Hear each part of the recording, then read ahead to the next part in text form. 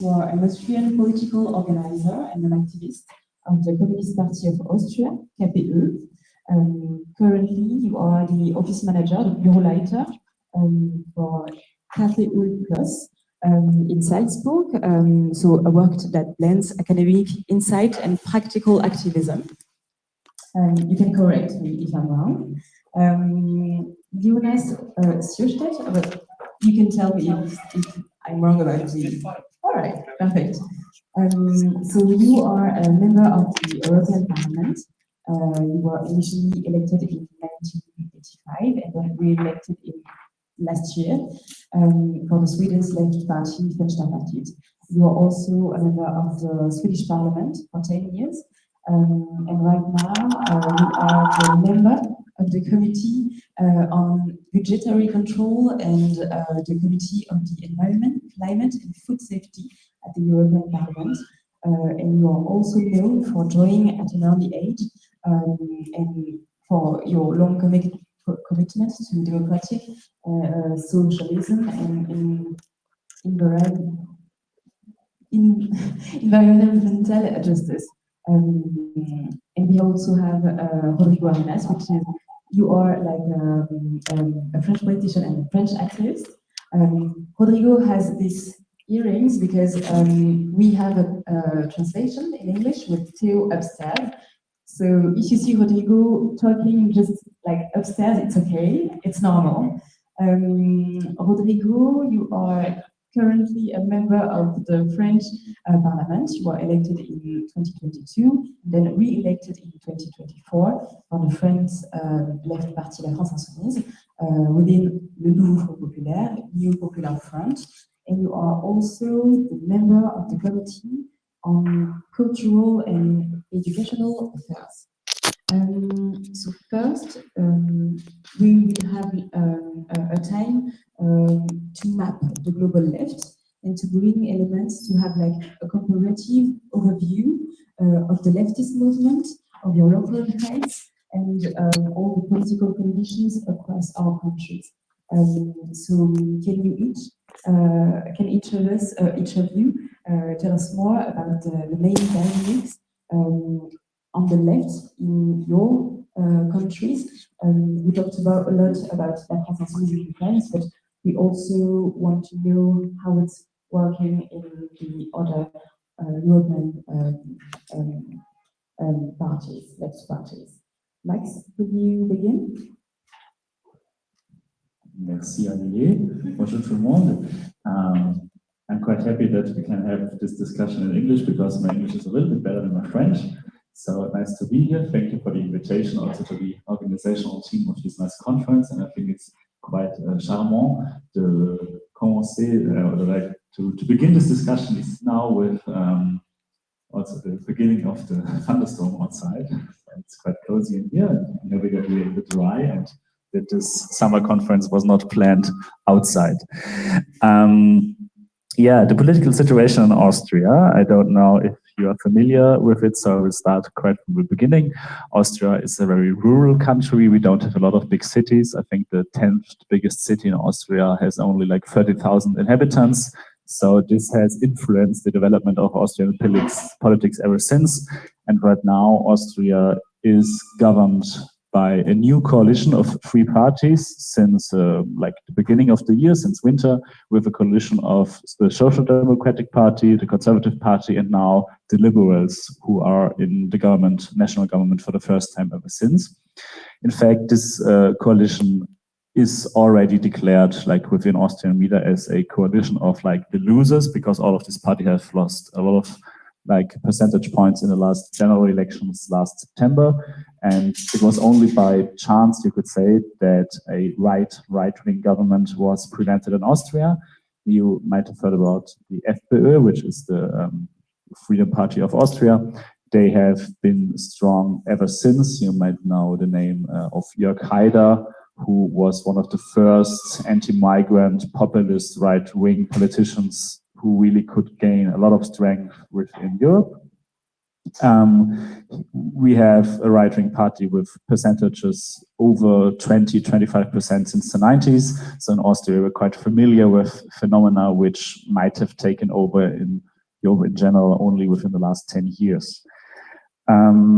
So this is one of the dynamics we see in Austria. The other dynamic is that the big former big parties like the Conservatives and the Social Democratic Party have lost a lot of trust within the population, have lost a lot of representational power also when we look at how different groups of society are represented within the Austrian parliament.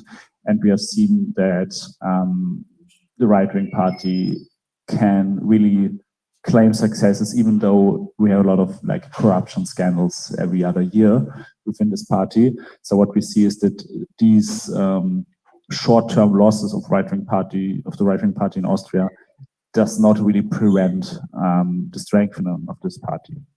So we as Communist Party of Austria, we have had quite some success within the last 5 years. Overall, you have to say that the Communist Party of Austria has been a very small party ever since, you could say. Like the KPÖ was last time represented in the Austrian National Parliament in 1959, and since then had decreasing results in elections. But this has changed within the last 10 years. We have gained the mayor of Graz, which is the second largest city of Austria in 2021. We have gained the vice mayor of Salzburg, which is the fourth largest city in Austria. So we gained a lot of strength in the municipal level. And from this on, we try to rebuild the party. We try to build up a radical leftist democratic socialist party from scratch, you have to say, because also our membership numbers have been very low in like 2019, 2020, and only since 2021, the Communist Party of Austria has regained strength, has also implemented some, I would say, ideas, recipes, which have also gained European, attention. So we had some guests and visitors, especially from Germany, and the German left also tried to implement lots of our recipes in their elections in 2024 or now in 2025, and have done this quite successfully. And I think we as Communist Party of Austria are proud that this has been some kind of avant-garde to also other parties in Europe. Obstacles that we face is that right now we could not convert this local dynamic, which we have also, for example, in Innsbruck, in Tyrol, where we could also gain 7% from scratch in 2024. Also in Vienna, now we are at 4%, which is quite a success, because in Vienna also we have developed, or we have, we have local councillors in many districts in Vienna, and we have increased this number of local councillors tenfold in the last 10 years. So also there has been quite a success, but still, as we started from a local level or from a very low level, we have not been able to convert these results from the local level to the national level. So in the national election in September 2024, we only managed to reach 2.4%. So we really fell behind what we might have expected, and still lack national parliamentary representation. Also, we are not represented in the European Parliament, which is of course sad. So otherwise we could maybe work more together also with our European counterpart. I think I'm already over time. So I would maybe skip the lessons learned locally part and talk more about this point later on. And I would hand the word then to Jonas already, or do you take over? Thank you so much, and thank you for inviting. I'm very happy to be here. My name is Jonas Sjöstedt. I come from the north of Sweden, a town called Umeå, and I represent the Swedish Left Party in the European Parliament. I used also to be the party leader for 9 years, until 5 years ago. And we really enjoy working with Insoumis. We work closely together in the European Parliament. We campaign together. We work in the committees, and we steal our best ideas from each other. So it's really a pleasure to be here and to work with you also all the time. I would say that there is a special kind of left in the Nordic countries, Finland, Denmark, Sweden, Norway, and also Iceland. In fact, also including Greenland and Faroe Islands that have very strong left. That is kind of left-wing socialist. We haven't had strong communist parties for a long time in our countries, but we had, like, you could say, left-wing socialist parties. We tend to have red-green parties. Climate issue is a big topic for all the parties. We often have like feminist policies that we think that gender equality is as important as class, as part of the class society, also gender, you could say. So that's the political tradition I come from. Last European election was a bit different in the Nordic countries than in the rest of Europe, because the left won and the extreme right lost. And I think it's the only part of Europe where you can see that the tide has reversed, where at the time when the extreme right only won and won and won is actually over. And in all the 3 EU members in the Nordic countries, Denmark, Sweden, and Finland, the left, or the green left, were the big winners. And that was not only on the message of fighting the extreme right, but on like a positive vision of building a society built on justice, equality, to have a strong welfare state, to defend international law, be it Palestine, which was extremely important for us, but also Ukraine against all kinds of aggression and imperialism. So we were actually quite optimistic after the European election, only to come down to Brussels and Strasbourg and realize that, oops, in all other parts of Europe, it was actually going the other way around. But some of the left parties were quite successful, like La France Insoumise, for example. So we do our best down there. We have a lot of local influence. We have mayors, for example, in Stockholm, in Göteborg, in Uppsala. We are in government, like in coalition governments in many of the largest regions.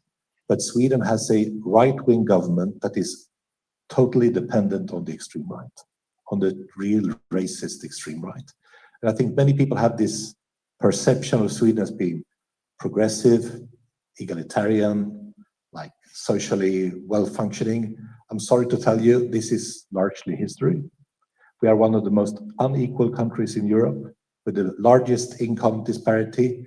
We have one of the most privatized school systems and public sectors in all of Europe. We have very open attacks on workers' rights, etc. I would say we have, to a certain degree, corruption, where the right wing is kind of closely connected to the capital and to those who gain from privatization of public sector. That's why it's so important for us now, when we have a bit more than a year to go till the next election, to get rid of the extreme right, the right wing in Sweden. And I think it looks like we will succeed. I mean, we're not there yet. And our plan is, for the first time actually, for our party to go into national government. Because for a long time, my party's identity was like, we are the opposition, we are the radical ones. The Social Democrats, they govern, we tell them how wrong they are when they do mistakes. And we come to the conclusion as Social Democrats has gone weaker and weaker and weaker, have less and less ideas, have less of a vision of how society should be. We must kind of take on bigger shoes, take on a bigger task, and say that we are willing to govern this country, to be in the government. Actually, the left has been in government in Finland many times, in Denmark, in Norway. We had the prime minister in Iceland for some time. It's very difficult, but I think we come to a point that is either the extreme right or it's us. And we have to step forward and say that we are willing to do this, but of course on some political conditions. So that's where we are. Maybe, of course, France is a very different country from Sweden in many ways politically, but I mean, it could be either Le Pen or France Insoumise, the next presidential election. It's either or. And we have to kind of fill that role to say that we have an alternative. We are ready to do this. And I think we face this kind of reality in many European countries. So, thank you.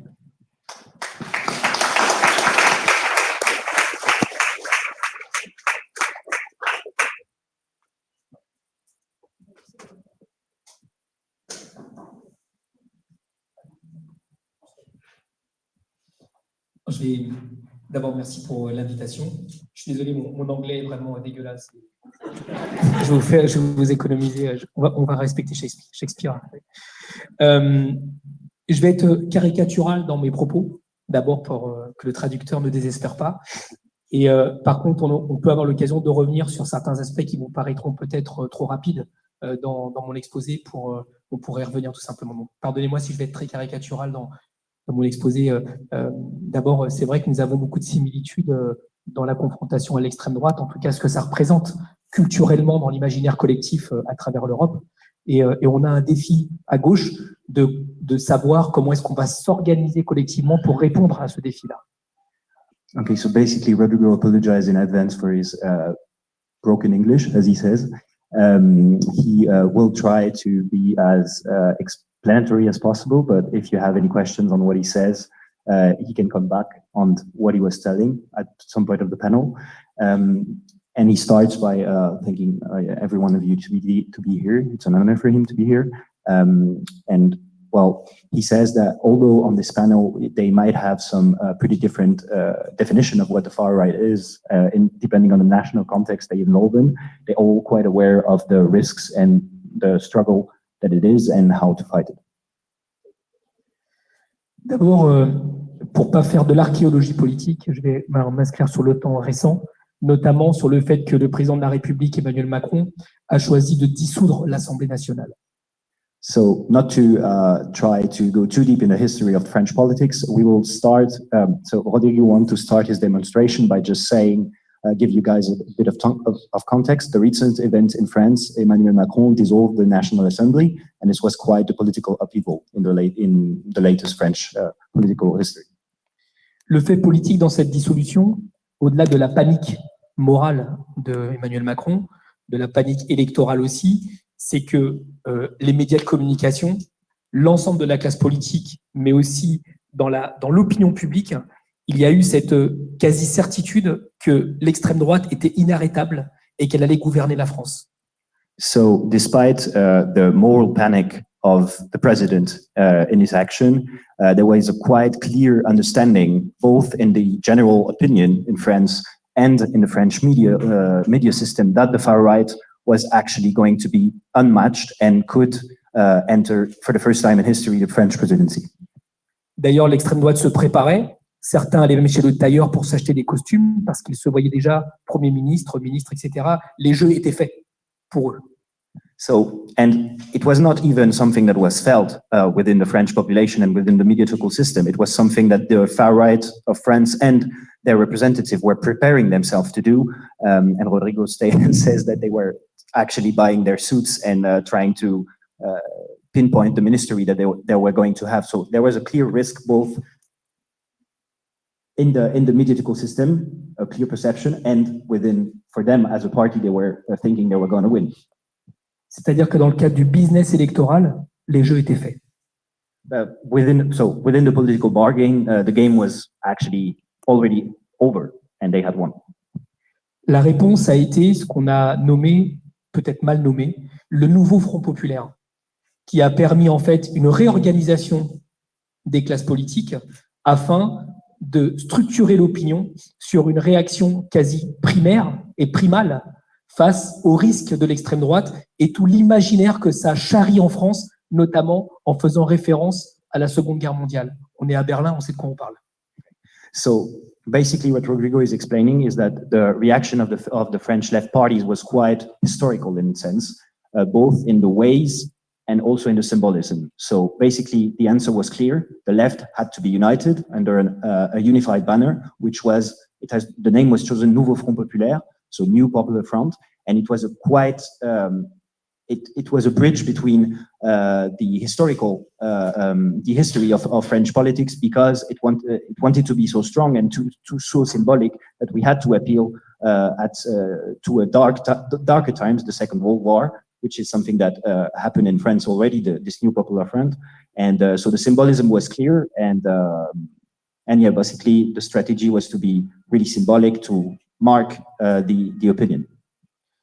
Je dis ça parce que ce qui aurait pu gagner culturellement, c'était le Front populaire qui a existé en France, en Espagne aussi, c'est-à-dire le Front populaire de 1936. Or, ce qui a hégémonisé culturellement, ça a été en fait la Seconde Guerre mondiale et la lutte notamment contre l'extrême droite pendant 39-45. So basically what he says is that what could have been winning culturally was the united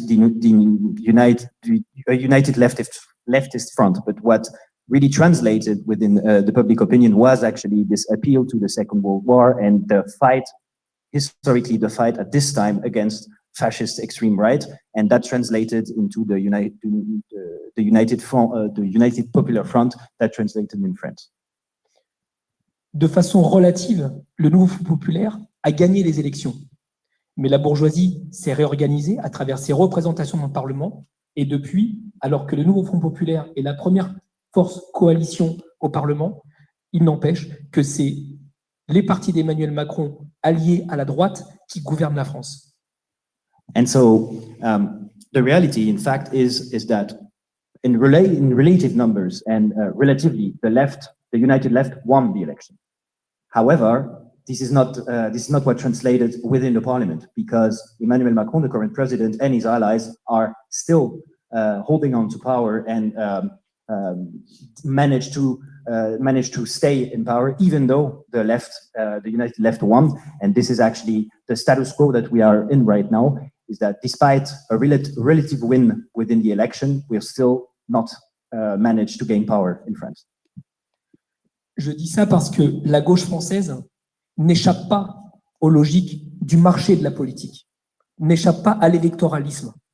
Et du moment qu'il y a eu l'incapacité de gouverner en France et aussi l'incapacité à assurer une prédominance à l'Assemblée nationale en France, la gauche s'est refracturée, ce qui montre, à mon sens, que ce n'était pas un programme qui unissait, même si elle unissait au niveau de l'opinion publique et de la population, mais que cette unité dans le peuple n'a pas eu de continuité au niveau des partis politiques. So the aftermath of this election is that, sadly, the United Popular Front and what it translates and how it translates within the public opinion has not succeeded on the long term, both because left parties in France that were this group could not unite on the political level, and within the political bargain that was happening in Parliament, we did not manage to show that we were able to govern, and so that is why this breach within the United Popular Front was not based on a program, but more about the incapacity of the current parties of it not to work together, and that is something that is to be regretted, because that's one of the main defeats that has to be accounted for the United Popular Front, its inability to show its capacity to govern. Du coup, pour faire le lien avec ce que nous avons là, la question qui se pose à la gauche radicale, c'est de quelle radicalité on parle. Il y a en France une division claire sur est-ce que la gauche doit gérer le néolibéralisme en faisant des réformes, avec la même matrice que nous avons fait dans le XXIe siècle, de gérer le capitalisme entrepreneurial avec des notions de justice sociétale et de justice sociale, comme ça a été dans les années 80 notamment. And so, what Rodrigo is trying to stress is that, and to match the intervention of both colleagues, is that the question that has to be asked within the French left now is to say, what radicalism do we want? Do we want a radicalism, or do we want to incarnate policies based on a program that are based on social justice in order to be able to govern, or do we want something else? And that's actually the point that you were stressing. Aujourd'hui, le Parti socialiste français sort d'un congrès, et pour eux, la question qui a fait unité, c'est précisément de ne pas faire une alliance électorale avec la France insoumise, parce que nous n'avons pas la même vision de la radicalité. Nous, à la France insoumise, nous n'avons pas pour vocation à gérer le néolibéralisme en lui donnant un semblant de justice sociale. Nous sommes en rupture avec ça. Donc la question qu'il s'agit de se poser, qu'est-ce que la rupture ? C'est un peu compliqué ce que tu dis. Je te congrès du Parti socialiste. Yeah, no, I got this part. Parti socialiste. So, Tu veux que je recommence ? non, ça va, c'est juste, je sais pas comment dire rupture en anglais.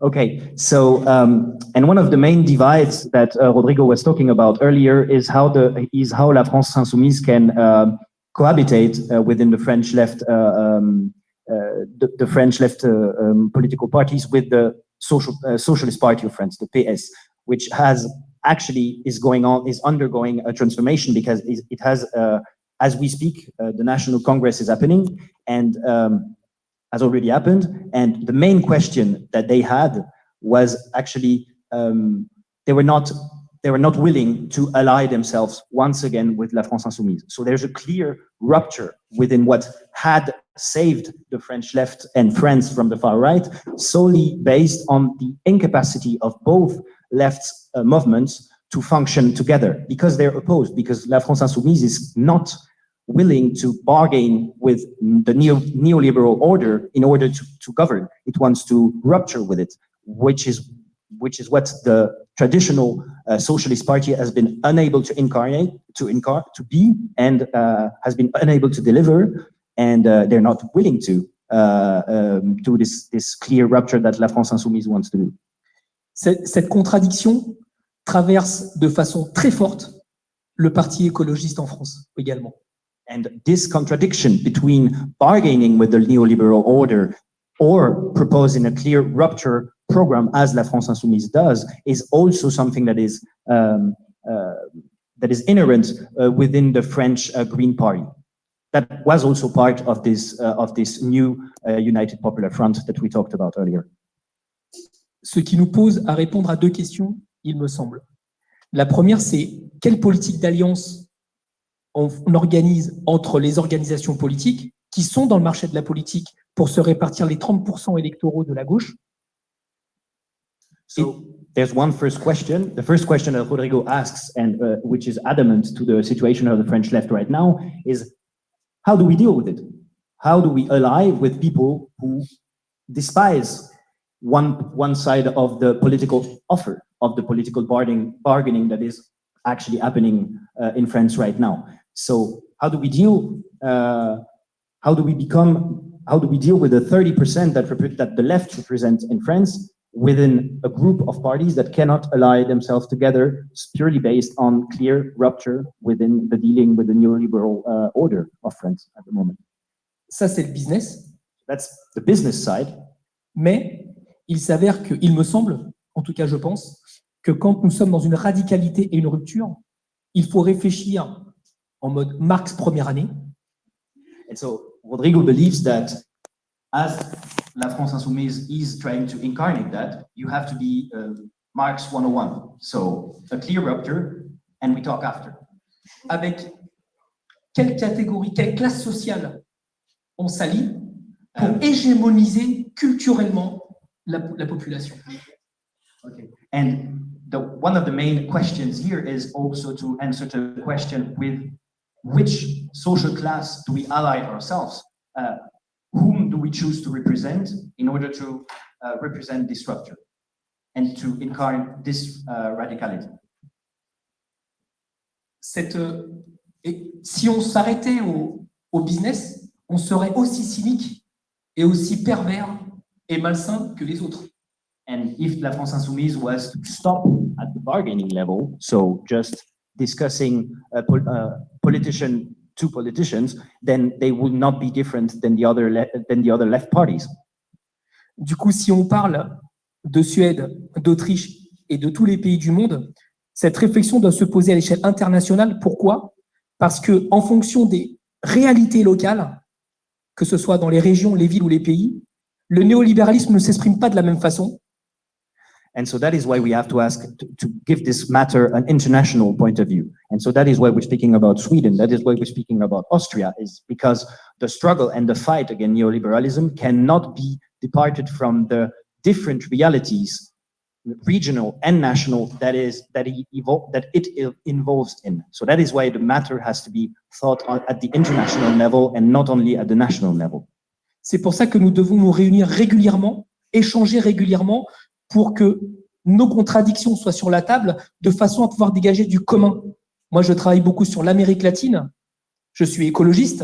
Je suis du club des amis de Greta Thunberg depuis très longtemps. Mais il s'avère que quand j'entends le président Lula qui dit à Paris qu'il a fait mieux que Bolsonaro parce qu'il a produit plus de voitures, on a un problème. And so what Rodrigo says is that is why we have to keep uniting and meet together internationally to discuss and not to agree on everything, but to make something out of it that is common. And so Rodrigo is stressing, for instance, the point that even he's part of the Greta Thunberg friends group. So he's fan club. Okay.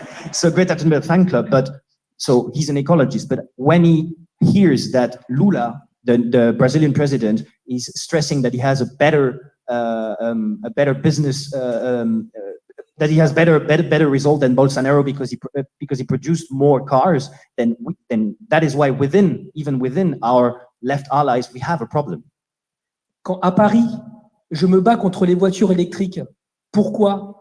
Parce que on utilise de lithium et que le lithium, c'est un écocide en Australie et dans des Atacama, on a un problème. Parce que au Chili, en Argentine et en Bolivie, la rente du lithium fait qu'ils pensent qu'ils vont pouvoir vivre comme nous. Et vivre comme nous, c'est une impasse pour nous ici et pour eux là-bas. Mais c'est incompréhensible. Parce que nous avons du mal à travailler ensemble sur la perspective. And when Rodrigo takes a stand in Paris because we in France are trying to still use lithium batteries, and that in other countries in the world they're still doing it because they think that it's going to be sustainable for them and going to give them the way of life that the Western countries have, then we have a problem. We have to discuss this matter because in both areas we have to stop, and there's a misunderstood in the ways in which these countries are still believing that they have to use it to attain the level of the Western countries in the business level. Je m'arrête là parce que j'ai temps double avec toi.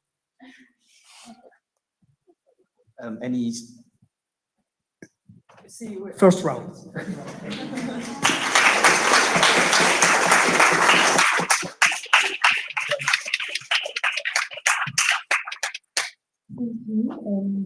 Thank you, Simon. We will need you later again, so you can have a. Okay, all right.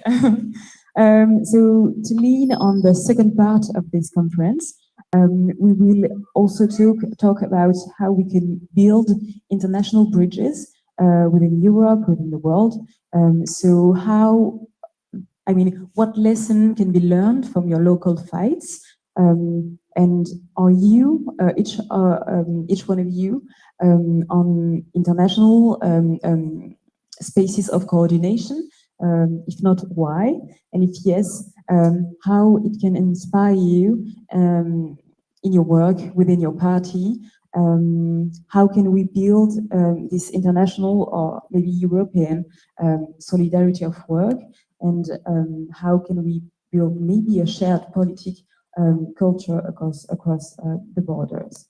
So maybe we will do it chronologically. Max, will you begin? Thank you.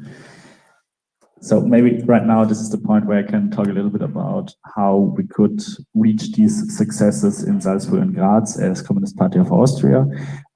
Maybe some of you have listened to the speech of Niklas yesterday, who was here and who also mentioned some of these recipes, which we also try to implement in Austria. Is on the one hand that we try to build up a party which really cares, a party which is useful in everyday life, because this is something which I think the left parties maybe of the 1920s have been much better to do than the left parties right now are able to do. And in Austria, we also try to focus on a very small number of topics, because you might notice that the left parties in Europe especially tend to focus on lots of topics and tend to focus on like every other topic which is possible to talk about. And we focus a lot on housing. So build up affordable housing in Austria because, you know, Austria has a lot of mountains, so a lot of cities do not have a lot of area to build housing onto. So housing prices have exploded a lot. I mean, also in Berlin, where there's more space to build housing, rents have exploded. But this is the topic which we used to become the party of affordable housing, which right now also gives us a lot of strength, especially in these cities where rents are high. We also try to be a party which is not only focused on parliamentary work, but which uses parliamentary representation to build societal strength. And I think this is something which we have to look at, because from what I would say is that the left or left parties in Europe have made mistakes within the last decades. I think the weakness of the left is one reason why right-wing parties have become so strong in Europe, because there are a lot of people who are actually who feel or are neglected and disappointed with the political system. Rodrigo called it the political market. I think it also has something to do with a political circus, which we sometimes see. And we as KPÖ especially focus on not being part of this political circus. So what we also implemented to gain trust or regain trust within the population is a cap, a limit on wages. So we limit the salaries of our political representatives to the medium average salary of the population. So right now in Austria, our delegates into the regional parliaments, for example, they only keep 2,500 euros net per month and give away everything else to people in need. So we have like the possibility that people write us, that people call us, I'm in a personal need right now, I need some money to, for example, finance a new passport, to get a new flat, because you do not get a flat social housing without a passport. And this is where we can support people with our wages. This has really given us a lot of trust within the population. So even people who would never vote for the Communist Party say, this is something which is good and I like you because you do that. And this is how we prevent also that our delegates become too much part of this political circus, focus only on parliamentary work, but really have this close connection to everyday life, to life on the streets, for example. Why do we try to reach these neglected and disappointed parts of society? I think that we right now still have the problem, also Communist Party of Austria has this problem, that we primarily right now reach a more academic part of society, a more like student part of society, or maybe those who are already leftist. And if we want to change the power structures and the power balance within our society, I think we really have to reach new parts of society who right now do not feel as leftists. So this is why we also try to do not copy leftist language, that we do not try to copy leftist looks in our campaigns, and to do differently. I think what Rodrigo mentioned is interesting, this question of which radicality do we aim at. For us, of course, it's clear that we want to build democratic socialism. And I think a question which has to be discussed also Europe-wide is the question of, for example, governing. For us right now in Austria, the rule is we only govern if we are the strongest party. So, for example, in Graz, where we have the mayor, we govern because we are the strongest party. In Salzburg, we also govern because there we have a system where every strong party automatically gets representation within the government, within the city government. So we don't have a decision, and we cannot make a decision on how, if governing becomes our way or not. But I think governing has this big risk of disappointing your voters. And the question is, how do we reach, for example, you said this one part of society, like which part of society do we want to represent, which part of society do we want to work with to build hegemony within our system or within our society. And I think in Austria, we are also, right now we are in a comfortable position because we're not the strongest party and we're not within national government or within national parliament even. So we right now can say, okay, we will never go into parliament, but what do we do if this point is reached where we have to decide, do we go into government or do we let the right wing or let the right wing extremists govern?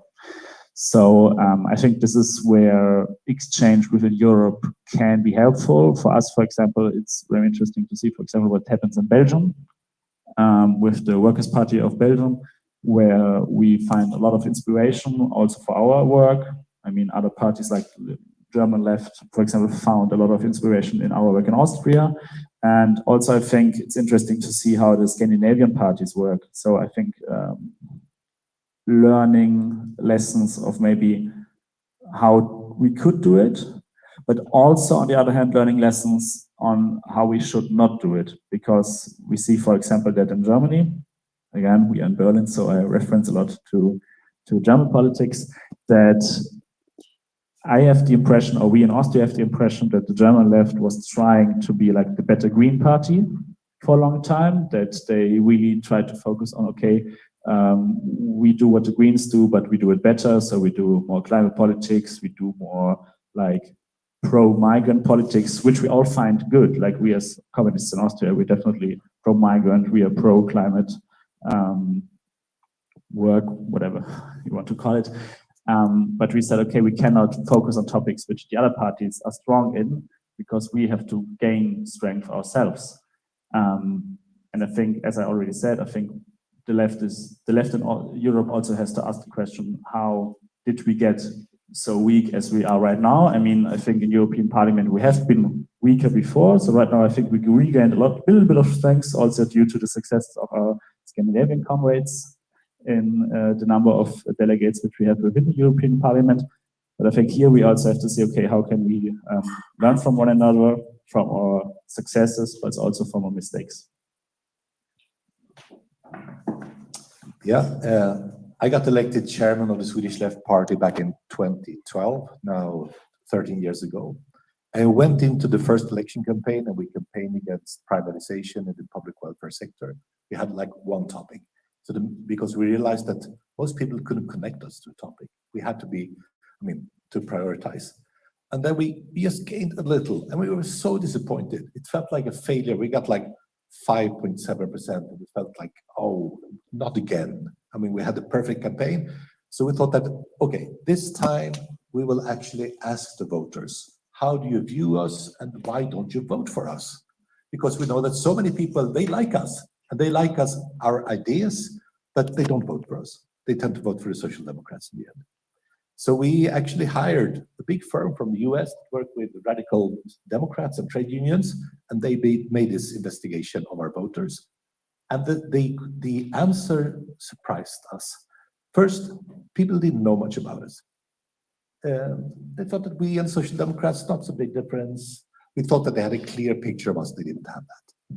So we have to really be, when we have political communication, we have to be very clear, few. I think that was the link, it's a good this election, 3 things, repeating again, again, again.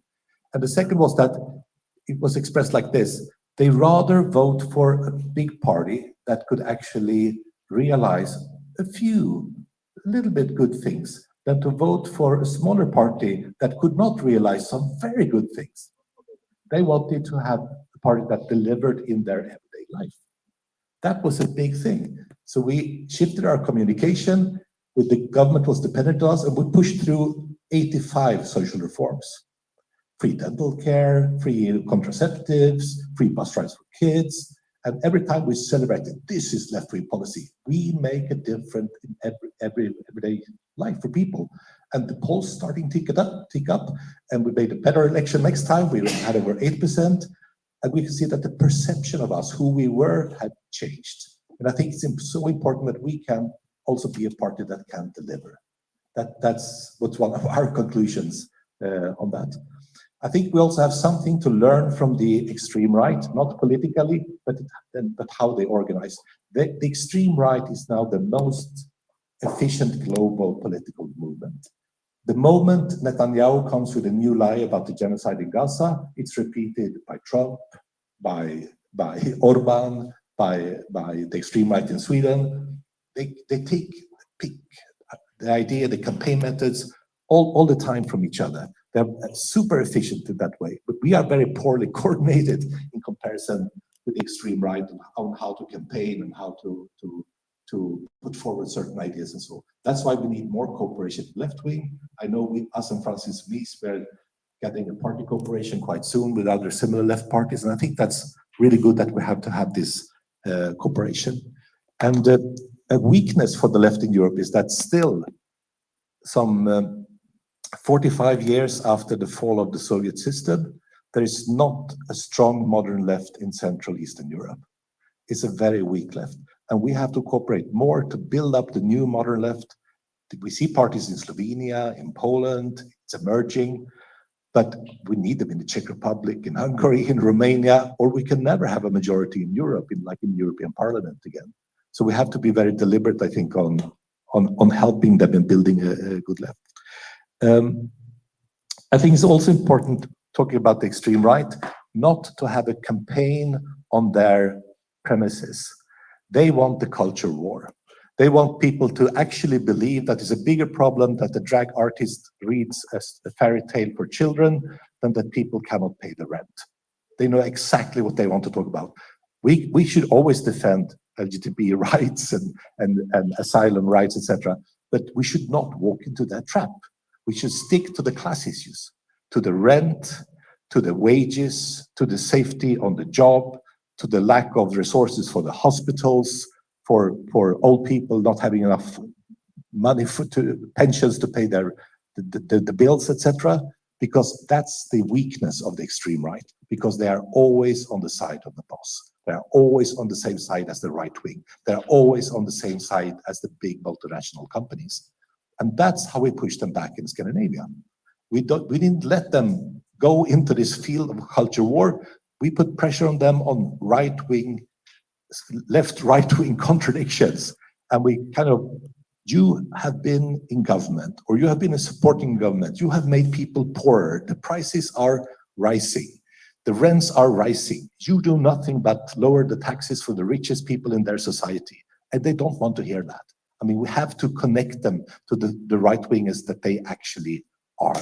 I think that's super important for us. And there, I think I see two kind of lines in this new alliance of extreme right. They have so much in common. Take Erdogan, nationalist aligned with a big capital in Turkey, authoritarian, attacking free media. Take Trump, pretty much the same. Take Putin. I would say he's a typical right-wing extremist, nationalist, aligned with oligarchs in Russia. Take Netanyahu. They have this kind of alliance. And it's not only an alliance of nationalism, attacking democracy, independent judiciary, the media, the minorities. It's also an alliance with big capital. That's why to fight them, you need the defense for democracy. We are in that situation now. We have to defend democracy itself, the fundamentals of democracy, freedom of speech, independent media. But it's also a fight against the big capital and this extreme inequality that we see with a few super rich that pay too little tax and emit far too much carbon dioxide and destroy our environment. And the only political force that I think can combine this defense of democracy and at the same time attack the power of the oligarchs, that's left wing. And I think it's happening right now in many different forms. It happened with the new Front Populaire in France. It happens in Serbia, where the students and the environmentalists directly challenging a corrupt government aligned with a big business. It happens with the US, with Bernie Sanders and AOC gathering tens of thousands of people against the oligarchy. It happens in Turkey, in spite of 30,000 political prisoners rising again and again against this alliance of nationalism and anti-democratic and capitalist tendencies. So it's so easy to think that, oh, they're winning. No, they're not. We are in the middle of a struggle that we can and have to win.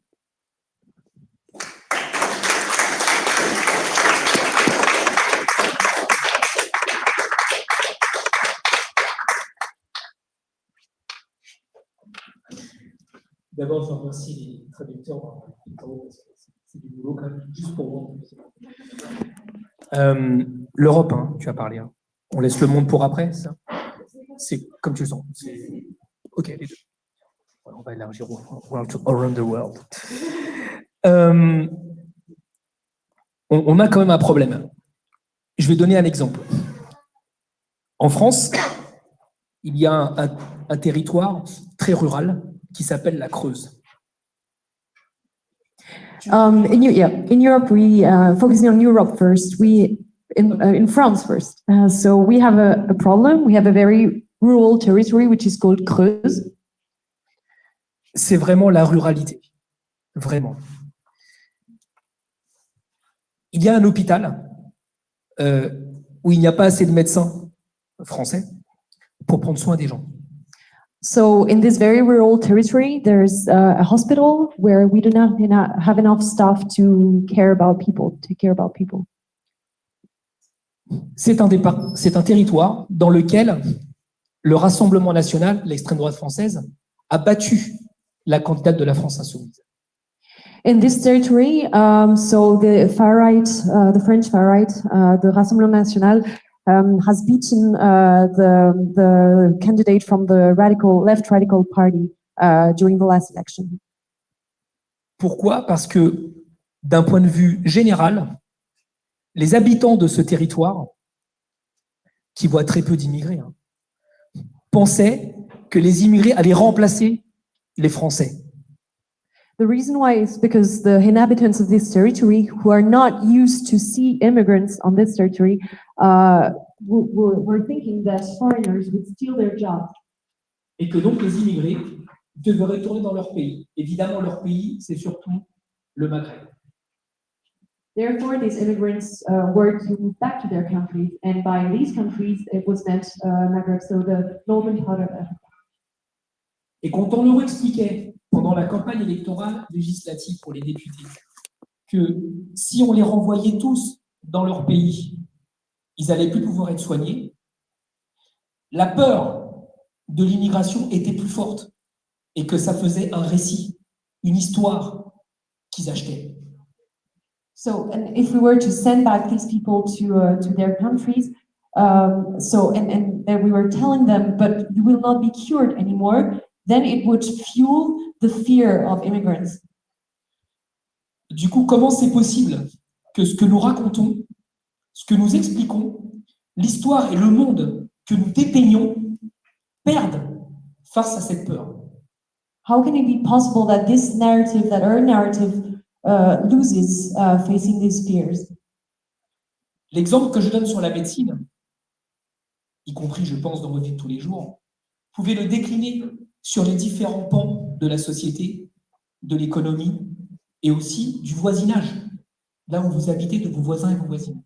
And this story focuses on the medical part, but you can decline it, you can derive it in many other aspects of society, in your neighborhood, in very, very different aspects of society. Du coup, tu l'as dit tout à l'heure, je pense que si l'objectif de nous réunir, c'est de refaire Goodbye Lénine, c'est pas très utile.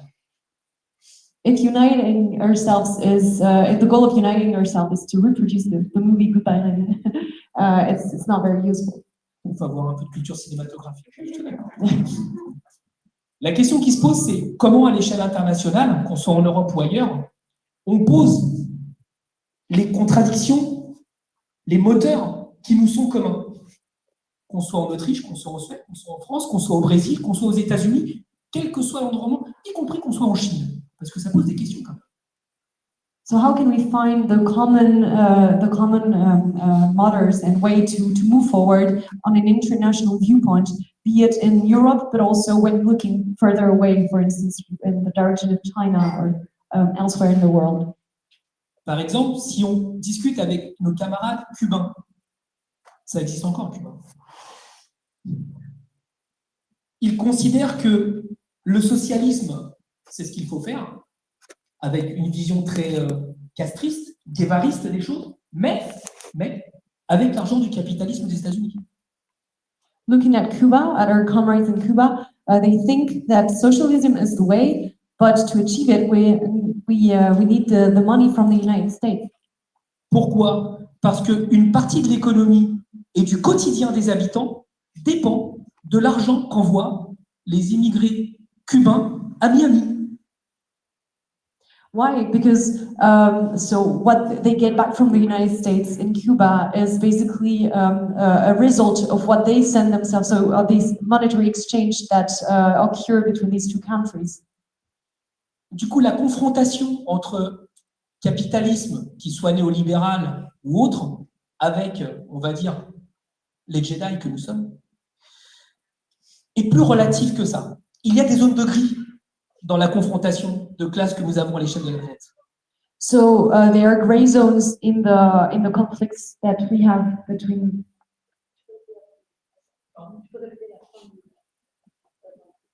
dans la confrontation entre le capitalisme et ce que nous portons en fait. So yeah, there are gray zones between capitalism and what we carry as a project in the world. Du coup, nous devons nous interroger collectivement sur quelles sont les contradictions auxquelles nous sommes tous confrontés. Parce qu'il y a des différences en fonction de là où nous sommes. So what are the commonalities in the contradictions that we face? Because we can find common things in these contradictions. Et il me semble qu'à l'échelle de la planète, nous avons 3 contradictions qu'il faut affronter. D'abord, la question de l'écologie. So we have 3 types of contradictions in the world on what we should, what we have to tackle and face. The first one is ecology. La deuxième, c'est un changement civilisationnel lié à la révolution qui traverse toute la planète, liée à ce changement de technologie. So new technologies, especially smartphones here, is the second aspect we should tackle. Et enfin, le fait que des pans très importants de la société n'acceptent plus les discriminations. And many parts of societies do not accept discriminations anymore, and this is the third pillar. Et il me semble qu'il y a un fait indéniable à l'échelle de toute la planète que ce changement de vision civilisationnelle est en particulier dans la jeunesse. And this change in civilization vision, so to speak, lies in the youth throughout the world. Et chez les femmes. And within women. Je vais donner 2 exemples pour étayer mon propos, notamment sur la question des discriminations. En tant que député, je reçois beaucoup de stagiaires. So I will give 2 examples to highlight this. As a member of parliament, I have 2 interns, 2 trainees. Et je vois comment est-ce que les nouvelles générations trouvent insupportable la façon dont un boomer de 50 ans parle.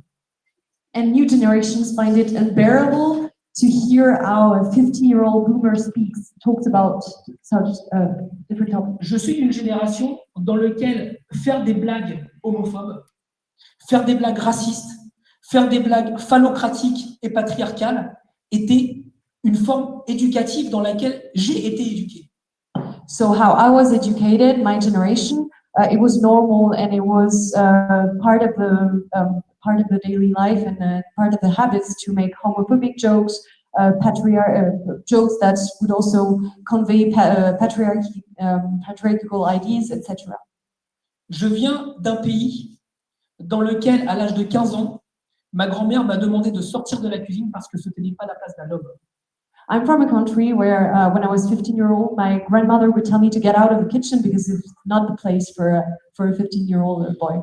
Si je n'avais pas la jeunesse qui trouve insupportable les blagues dont je te parle et les comportements inhérents à cette éducation que j'ai subie, alors il ne peut pas y avoir de changement parce qu'il n'y a pas de prise de conscience entre pairs qui trouvons normal d'accepter ce genre de comportement.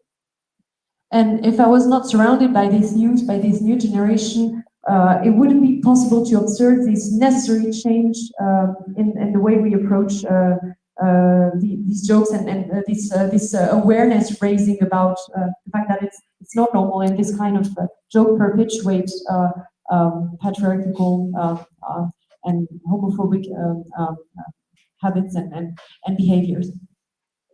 Je viens d'un monde, parce que j'ai 50 ans, pour qui polluer les plages, c'est pas un problème. Pour qui jeter ses détritus dans la rue, c'est pas un problème. Parce qu'il y a toujours quelqu'un pour ramasser à ma place. The world in which I've evolved is a world where it's normal to pollute the beaches or to throw away your garbage on the street because there's always someone who will take care and clean up after me. Je parle d'un monde dans lequel avoir un téléphone portable dont les composants viennent, y compris de l'exploitation infantile, par exemple au Congo, au moins on leur donne du travail. So in the world in which I evolve, I use a smartphone where from which the components are are being retrieved from child labor. And this is normal because this creates jobs. C'est de ce monde cynique dont je vous parle. Et c'est précisément parce qu'on a vécu des luttes dures avec des morts pour ne plus accepter une société patriarcale, pour ne plus accepter que notre pays, pardon, notre génération donne un monde qui va devoir être réparé par la jeunesse dans les pires des conditions, que nous faisons l'effort de changer, mais c'est pas parce que nous voulons changer, c'est parce que la jeunesse et les femmes nous ont obligés à changer.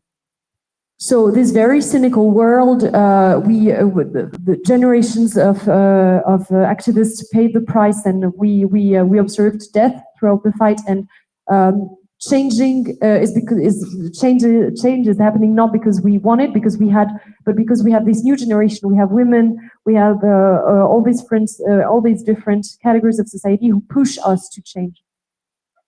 Un député, ça vote des lois. On agit sur les comportements, mais on n'agit pas sur les mentalités. Ce n'est pas le rôle du député. Une mentalité, ça met 20 ans à changer. A member of parliament can influence behaviors, but cannot influence mentalities. Mentalities take years to evolve. 20 ans, c'est précisément le temps que passe un enfant sur les bancs de l'école depuis sa naissance jusqu'à sa majorité.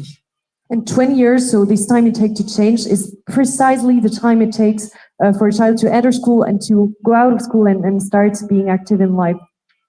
C'est pourquoi je pense que le cœur de la bataille de la gauche, c'est l'école. That's why school education lies at the heart of the fight on the radical left side. Parce que l'école, au XXIe siècle, elle ne fait pas juste apprendre à écrire, lire et compter. Elle éduque. Because school during the 21st century, it's not only learning how to write and to read, it's also supposed to educate. Oui. L'école du XXe siècle permettait à des enfants de pouvoir accéder à l'appareil productif avec davantage de connaissances que la génération d'avant, parce que les conditions de reproduction du capital, y compris de répartition de la plus-value, nécessitaient d'aller à l'école. So the school during the 20th century was supposed to endow pupils with a bit more knowledge than the previous generation, but to still enter the productive world.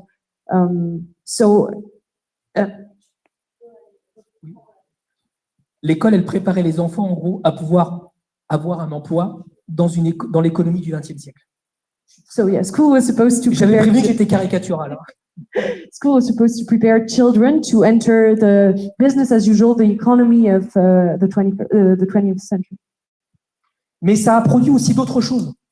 Ça a produit aussi des artistes, ça a produit des militants, ça a produit des générations et des régions de gens qui ont pu réfléchir en dehors des rapports de domination de la société bourgeoise du XXe siècle. Pardon. But school was also able to produce artists, activists who were able to think outside of this framework of productivism and capitalism. La gauche française, au XXe siècle, ça est, je pense, ça n'engage que moi, fondamentalement une alliance entre ceux qui pensaient qu'il fallait réguler le capitalisme entrepreneurial des entreprises de la production avec les employés. C'était ça le moteur de la gauche. So what made the left move was the thought and the wish that the goal was to reconciliate and to bring together so the productive, so the workers and capitalism. So in a reformative way. Oui. Okay. Au XIXe siècle, c'était fondamentalement les productions comme le charbon, des matières premières énergétiques, avec ceux qui les acheminaient à la ville, notamment avec les chemins de fer. Les luttes, notamment, je pense au Royaume-Uni et dans le nord de la France, sur les mines, ne naissent pas de nulle part. La littérature française sur cet imaginaire-là ne vient pas de nulle part. C'est notre culture populaire. Our popular culture comes from, and Rodrigo gives the example, during the 19th century, the transport of coal and the coal industry really gave way to really nourished the leftist ideas, taking the example of the UK and of the northern part of France, for instance. C'est pourquoi je dis que être populaire, ça ne veut pas dire être pauvre. Être populaire, c'est une culture et que nous devons travailler ça. So being working class and popular, but in the sense of from the exploited class, doesn't mean to be poor, and we should really work on this idea. Et il faut que nous comprenions, il faut que nous analysions très finement qu'est-ce que ça veut dire être populaire au XXIe siècle. And we really need to understand what it means to be part of this working class, this dominated class during the 21st century. Par exemple, si nous considérons que la révolution technologique du numérique a profondément changé le rapport au travail, alors nous devons comprendre comment est-ce qu'elle l'a affecté, parce qu'on ne peut plus réfléchir. On ne peut plus réfléchir comme au XXe, au XIXe siècle, parce que ce monde n'existe plus. So, for instance, if we take how new technologies influence our relation to work, we should understand how it influenced work and its mechanism, because we cannot think as we thought during the 20th and the 19th century.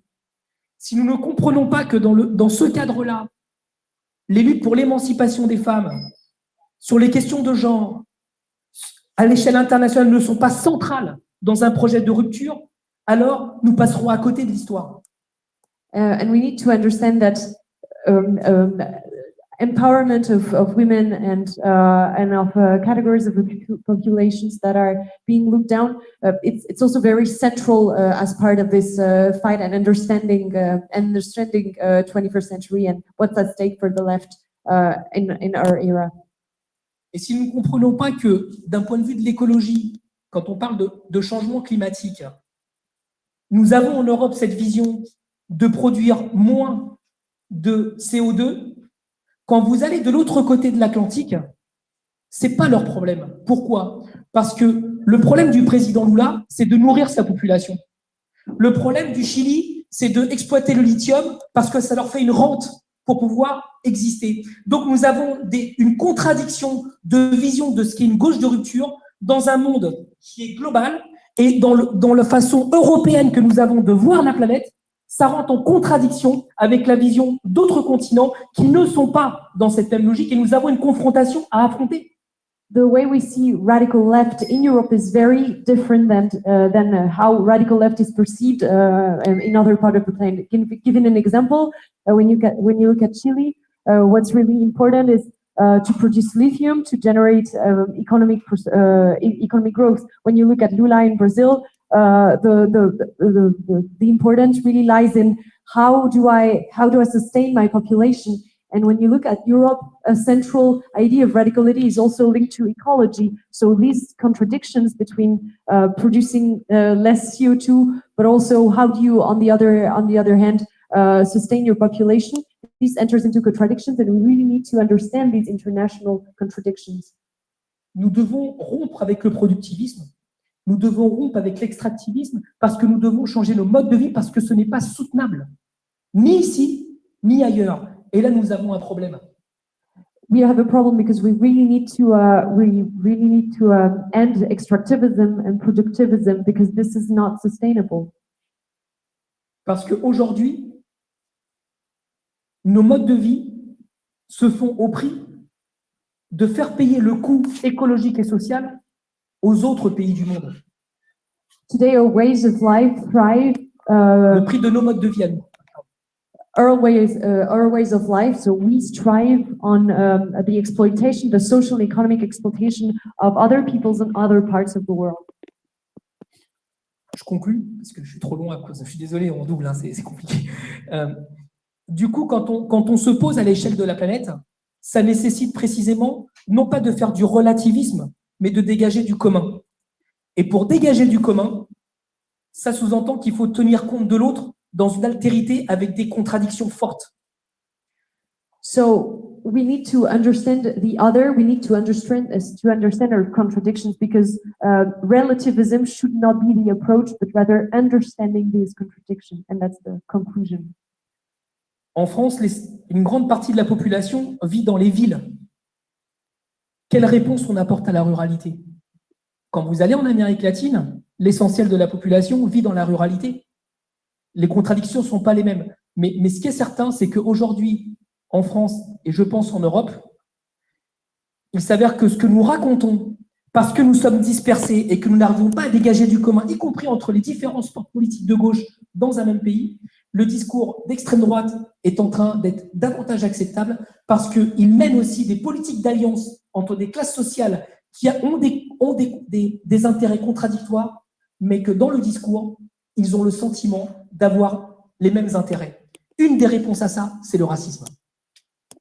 So one of the responses that the extreme right offers is racism, because they unite in the discourse, and what we observe is that we have a weakness because we cannot really understand the contradictions that we have among our territories and even among ourselves, among the different organizations of the left.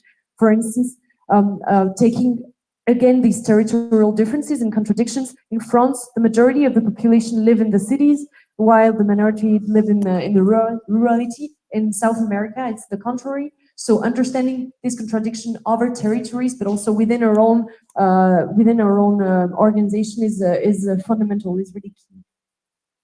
Du coup, nous devons résoudre, il me semble, à gauche, 3 sujets.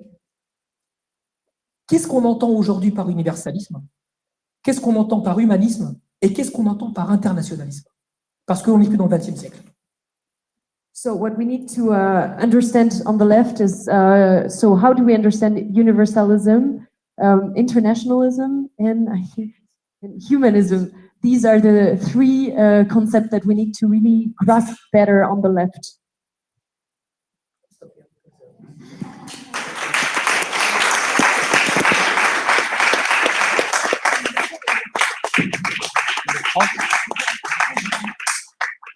Thank you a lot to you. I think we have a quick time to ask some questions. So if in the public you have like a question that you want to ask. Also, if you don't speak English or you don't feel like speaking English, you can also translate. You can just lift your hand, and if not, okay. All right, so yeah.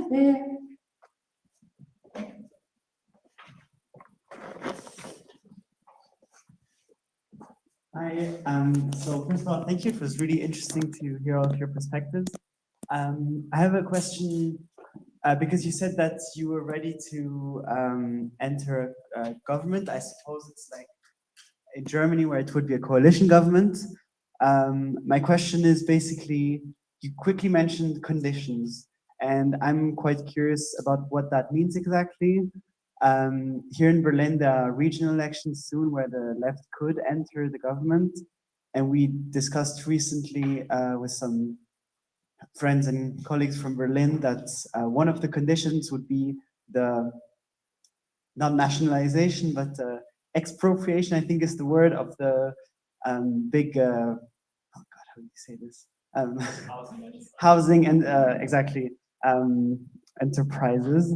So yeah, I would just like to know what you think about this more specifically, more practically, what your expectations are. Yep.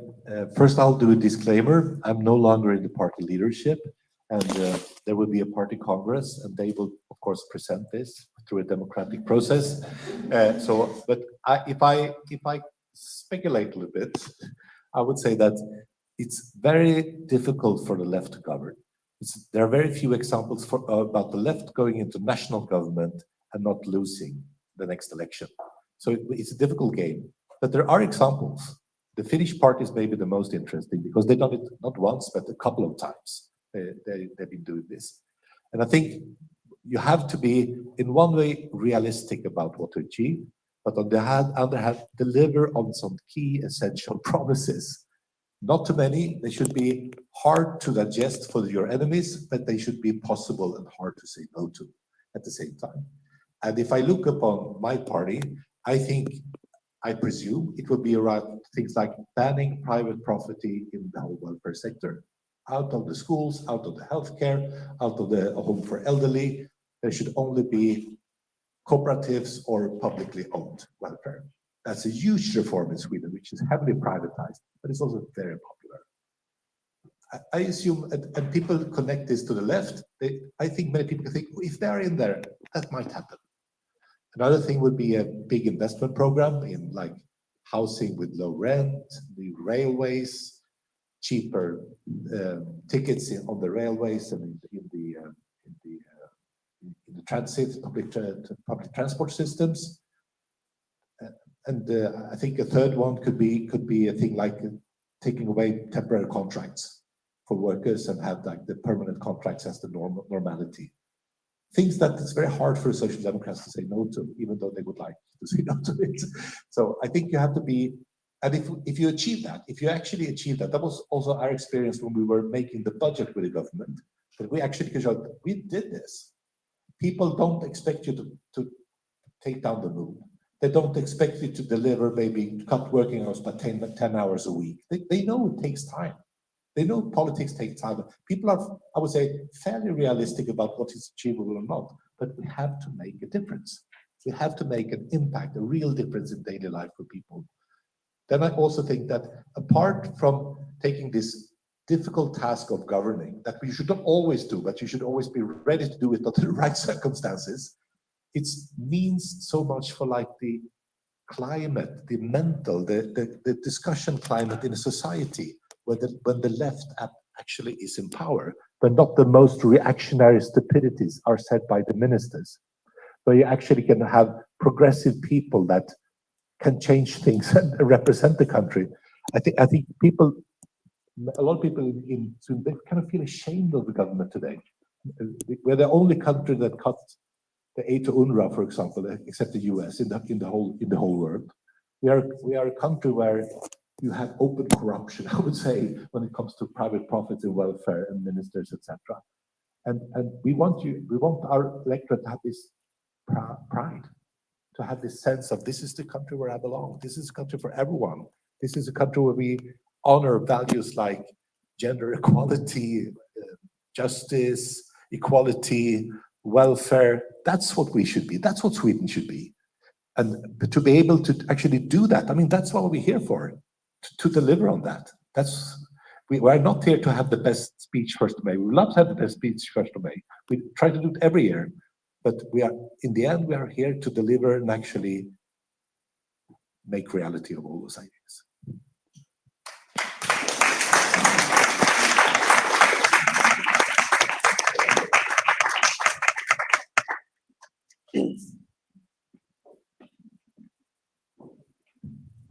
Well, thanks a lot. It was super interesting. Well, first, one recommendation of the book of what you said is so from Kohei Saito, Japanese philosopher, Marxist philosopher, who wrote Less, Degrowth the Philosophy, which explained exactly the contradictions Rodrigo mentioned. And to go a bit further on this international organization, you know, there were like international group of communist parties, socialist parties that existed, etc., with Fourth International, for instance.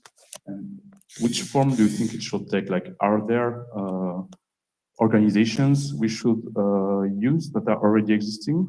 Should we have maybe, I don't know, I'm thinking of GM25, the movement of Varoufakis. Does it have to be some type of movement across the world? Or, yes, I want to have your takes on how we should organize internationally.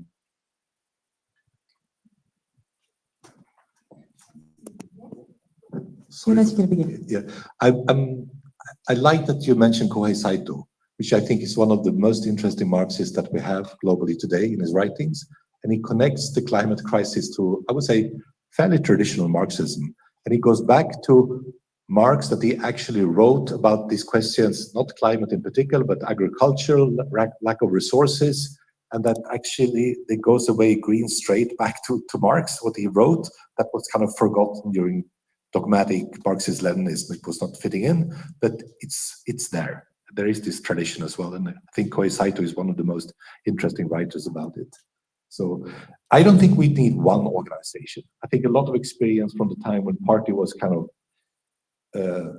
forced into one template were not very positive. And I think the Communist International was one of the worst, doing a lot of mistakes that really harmed the parties out there, adopting policies that were not at all fitted for their own country. I think we have to respect our differences, but try to seek what we have in common. And we can have overlapping structures. We are starting our party cooperation called European Left Alliance in Porto in a couple of weeks from now. That is one of them, but that don't exclude that we work with other parties. And we do it in the European Parliament, we do it in the Nordic Council, we go to conferences, etc. And I think we need this openness, but we need to start to learn and maybe not quarrel so much about what we think about Venezuela, because we know that I think very differently about Venezuela, but maybe think about how can we teach the best practices from campaigning? How can we steal the best reforms to make a good election programs, etc., to be more practical on our cooperation? I want to say one sentence on this question of governing, because I think these red lines, which you have mentioned, are very important. So also maybe taking the consequence if these red lines do not hold. So to really just do not lose trust within the population, because this is, I think, which happened a lot of times. And I think also you have to look at the communicational side of governing, because I think for us as leftist parties who want to break with our current system, who want to break with capitalism, who want to reach social, democratic socialism, communism, I think you really have to keep this goal in mind and also to adapt your communication to that, so that also within government you still have an opposition towards the system, and you just do not fit into the system when in government, and when you leave government you can go back to opposition again, but that you have to keep this communicational strategy of really saying, okay, right now we're doing this because it improves our lives here in this country, but afterwards we still have to do a lot of things to reach our final goals of a better world for everybody, a world without, maybe socialism, communism, etc. in the end. Then once I agree on this concept which you mentioned for international cooperation, I just thought about, like, personally, I'm not the biggest fan of the European left, but still there was this split happening quite recently where, for example, also La France Insoumise and the Swedish Left Party left the European Left Party. You are not a member? Okay, but other parties which now found this European Left Alliance have been members of the European Left, and as I said, I'm not a fan of the European Left Party as such, because I think they also did a lot of mistakes, also cooperation there was not happening in the best way, but still, to me, for example, it's a question which we should ask ourselves if, for example, this split which happened quite recently is helping cooperation between left parties in Europe, or is it worsening our relations to one another? Personally, I'm not into the international work of the Communist Party of Austria, so I do not have a lot of insights, but still I think this is something which we have to ask ourselves, is it better to have two organizations because both can work better on their topics, or is it better to have one organization? And I think when you talk about international, it's also the same question, do we need one organization, do we need more organizations? Personally, I have no good answer to this, but I think looking at this European question right now is also something where we should ask ourselves, okay, how can we go forward, and how can we maybe unite and learn from another, as I said earlier on, from our success and mistakes too.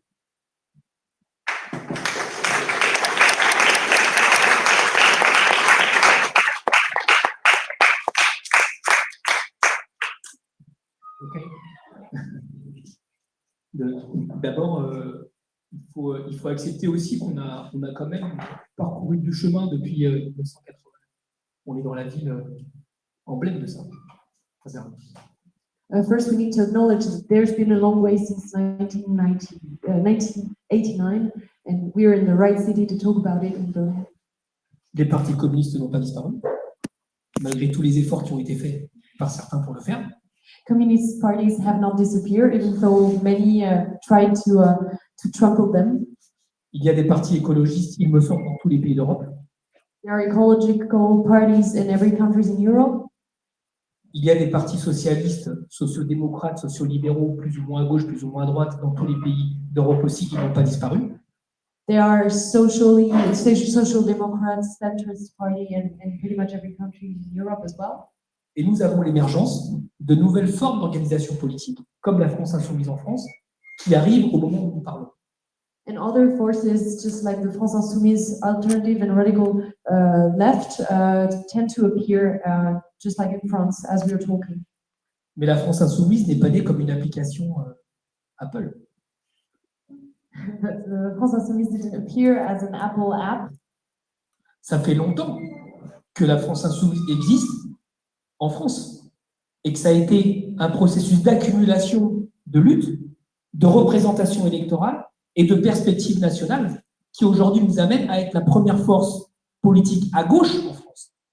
But it's been a long time that the France Insoumise is really settling in France with its representativity, with fighting, and that's what carried us as a very strong left party now in France.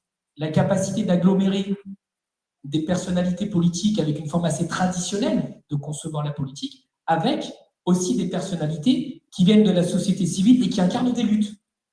So we've been aggregating people who've been traditionally fighting on the left side of politics, also with people from the civil society, and that's what's making us strong and stronger. Par exemple, avant d'être élu député, moi j'étais président de la première fédération de parents d'élèves de France, qui a 350 000 adhérents. Before being a member of parliament, Rodrigo has been the president of the pupils' parent, the Federation for Pupils' Parents in France, which so from the biggest organization, how many? With 350,000 subscribers. Avec plus de 100 sections territoriales. And with over 100 local representative office. Un budget de 5 millions d'euros. 5 million euros budget. Other figures will come. Et j'étais bénévole. Yeah, and he was a volunteer. On sait faire. We know how to do it. On sait gérer. Et on sait représenter les gens. Parce que nous sommes des gens aussi, avant d'être élus. We know how to handle, we know how to manage, we know how to deal with people because we are working people before being elected member of parliament or elected politicals. C'est pour ça qu'en France, nous portons le programme de l'avenir en commun, puis de la NUPES, Nouvelle Union écologique et sociale, populaire écologique et sociale, et maintenant le Nouveau Populaire. C'est un vrai programme. That's why we carry the program of the Union Populaire, so the Popular Union, of the NUPES, so the political alliance from the left from 2022, and now from the new Front Populaire. We've been working in depth on this program. C'est pas pour rigoler, c'est pour assumer la prise de pouvoir et pour donner une perspective à la population que nous pouvons construire collectivement un avenir meilleur pour tout le monde, y compris pour la bourgeoisie. We are very serious about it, and we want to assert to the population that we can collectively, that we can build a future for everyone, including for the bourgeoisie. On a parlé de Marx à travers son nouveau représentant japonais. Très bien. Mais le prolétariat, il est hétérogène, et la bourgeoisie aussi. Il y a une confrontation aujourd'hui en France, mais dans le monde, entre la bourgeoisie entrepreneuriale, les chefs d'entreprise pour être rapidement, avec la bourgeoisie patrimoniale et la bourgeoisie financière. C'est une vraie guerre. There's not only contradiction between proletariat, so working class people, and the bourgeoisie, but there are also contradictions in the bourgeoisie between heritage bourgeoisie, for instance, or liberal. There are different currents, different movements, and that's also a real question to deal with. Il n'y a qu'à voir la guerre en ce moment entre Elon Musk et Donald Trump. You can see this nowadays with the conflict between Trump and Musk. Les programmes dont je viens de parler ne posent pas la fin du capitalisme. La propriété privée est préservée. L'héritage existe encore. Le financement des écoles privées confessionnelles est toujours d'actualité. nous avons un programme réformiste et non pas révolutionnaire. Our program is, as we can see, very reformist and not revolutionary, because the end of capitalism is not happening so sorry. We still have heritage, we still have private school and many other hints of capitalism that remain. Sauf qu'aujourd'hui, être réformiste, c'est déjà être révolutionnaire. I don't know if Dans I le need to contexte. translate this. Yeah. Being reformist in the current context is also being a revolutionary person. Et c'est très intéressant d'avoir cette réflexion à l'échelle européenne et à travers le monde, parce que la social-démocratie allemande n'est pas la social-démocratie française. On utilise le même mot, mais ça n'exprime pas ni la même histoire politique, ni non plus le même positionnement dans la vision institutionnelle de politique. Internationalism is very important because, for instance, social democracy is not understood the same way in France and in Germany, and it has historical differences and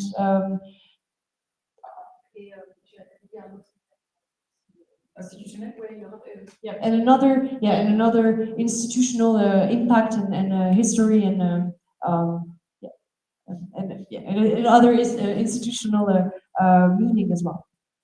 Entre 1989, chute du mur de Berlin et d'une vision du monde et d'imaginaire, il y a eu l'intermondialisme, comme par exemple le sous-commandant Marcos, qui est très important dans l'histoire de la gauche. So the officer Marcos, so the Mexican example show us that between the fall of the wall in 1989 and nowadays there's been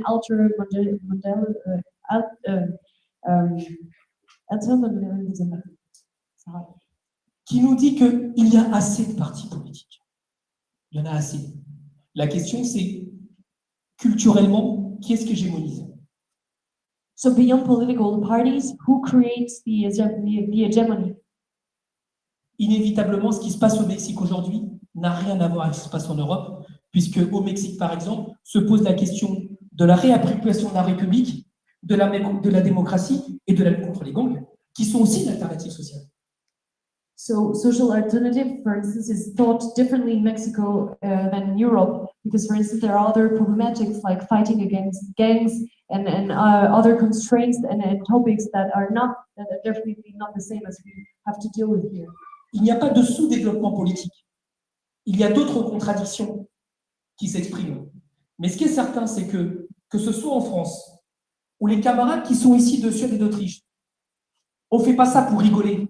On veut prendre le pouvoir, on veut gouverner, on a un programme, on sait faire et on va le faire. There is no political underdevelopment. There are different contradictions throughout the world, but the key message is that we are very serious about it. We have a program. We intend to take power, and we're gonna do it. Quand on parle des services publics, santé, éducation, ce qui est assez traditionnel. Quand on parle de lutter contre les discriminations, quand on parle de œuvrer contre le changement climatique, c'est sérieux. C'est pas pour rigoler et passer à la télé. When we talk about fighting for public services, the fight against discriminations, and for the fight for climate, we're very serious about it. Et je pense qu'à l'heure des médias qui sont beaucoup sur les réseaux sociaux notamment, nous arrivons à gauche à avoir un imaginaire commun, à avoir un discours partagé avec des différences, mais un discours partagé, alors nous pouvons porter une vision européenne d'une alternative au néolibéralisme. Et il faut accepter que nous ne sommes pas forcément en position d'être en pole position.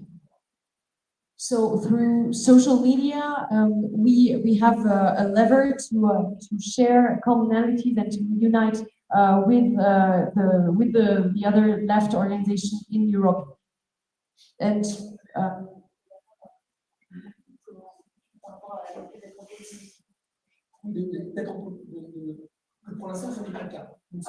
we're not in pole position, and we need to also analyze this.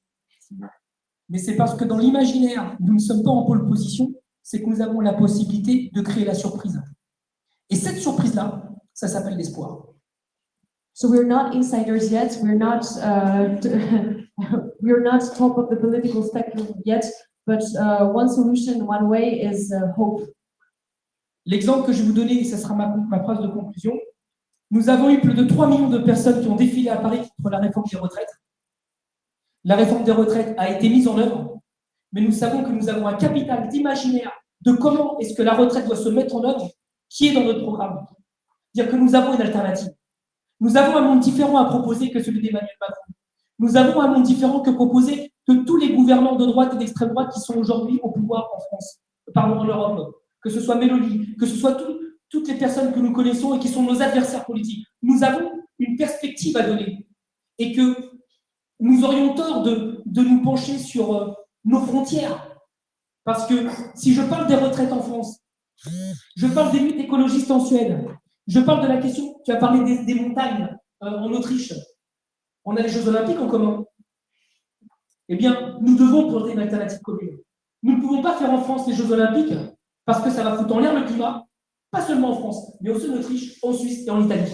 Nous avons un imaginaire commun à construire. We have common ideas, we have a common imaginary system, and talking about, for instance, Rodrigo speaks about the Olympic Games, which are destroying climate, and this is, for instance, something in common that we observe in common, and that we really need to unite and think about together. I'm going to close here. Donc oui, nous pouvons et nous voulons prendre le pouvoir, mais pas parce que la politique, ce serait un business. C'est parce que nous avons la responsabilité de permettre à nos enfants de sauver le futur. So we want to take power, we want to be in power, not because it's a business, because we have the responsibility for our children to take care about a brighter future for them. Sauver le futur, ça veut dire que... C'est bon, ça va? Ouais, bien sûr. Quand je dis sauver le futur, c'est que nous avons conscience que le monde que nous vivons est très abîmé, mais que nous avons la conviction, comme dit Jean-Luc Mélenchon, que la jeunesse va faire mieux que nous. So the world we are living behind us or ahead of us is very damaged, but as Mélenchon said, we have the responsibility to make better. Yeah, to make better. Et je suis convaincu qu'ils vont le faire parce qu'ils le font déjà. And so the newest generation are going to make better because they are already doing better. Merci.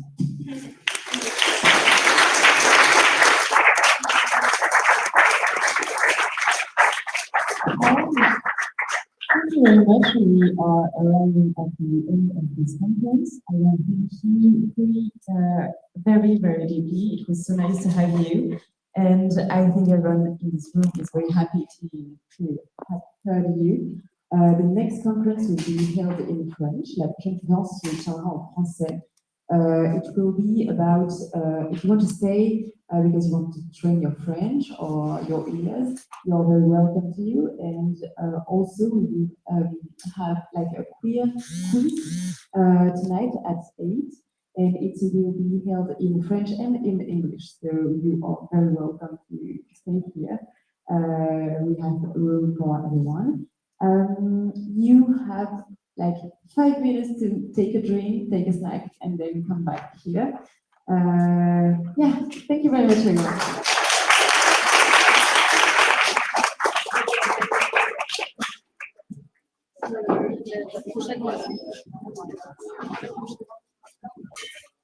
Prochaine conférence, on a je ne sais pas.